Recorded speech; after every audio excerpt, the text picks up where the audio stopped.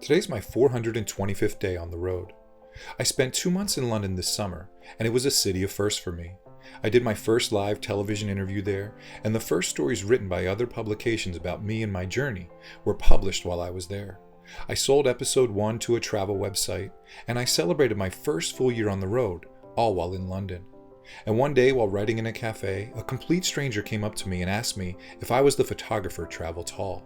And when I said yes, it became the first time I was ever recognized for anything other than just being really tall. And the amazing part about that story is that when the person recognized me, I was actually sitting down. The more I travel though, something has started sticking out to me. When I tell people that I'm traveling around the world and trying to live my dream, the first thing most people say back to me are all the reasons why they can't live theirs. And I always think that's a strange response because I didn't ask them why they're not living their dream.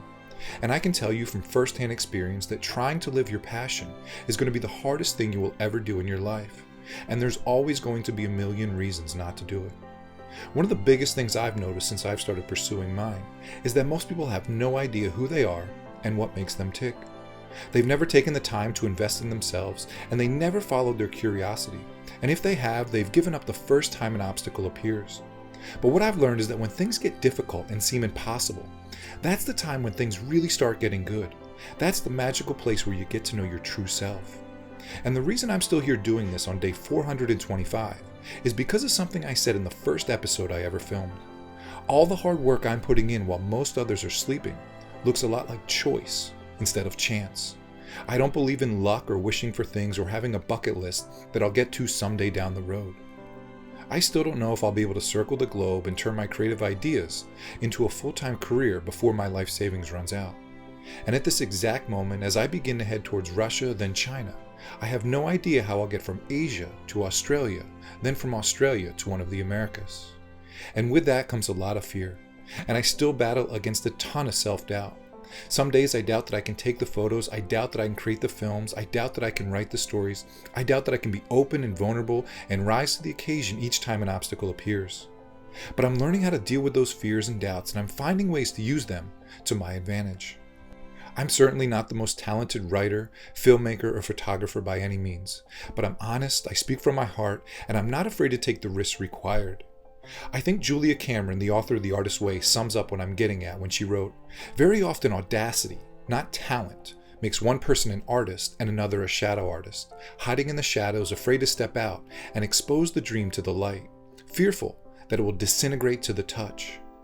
In order to become a better photographer, I've taken and posted a creative photo every single day for nearly 3 years.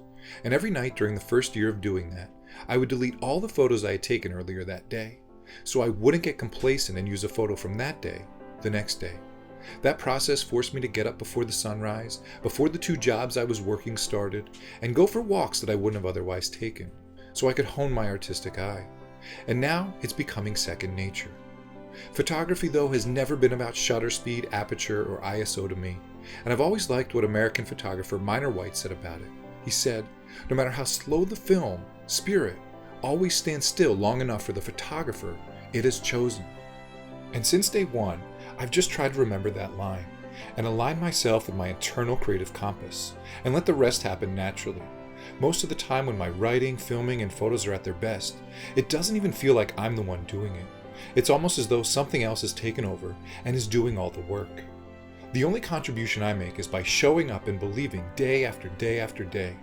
Because at the end of the day or the end of my life, whichever comes first, it's about progress, not perfection. That's what matters. And as long as I'm trying, my dream won't ever have the chance to disintegrate.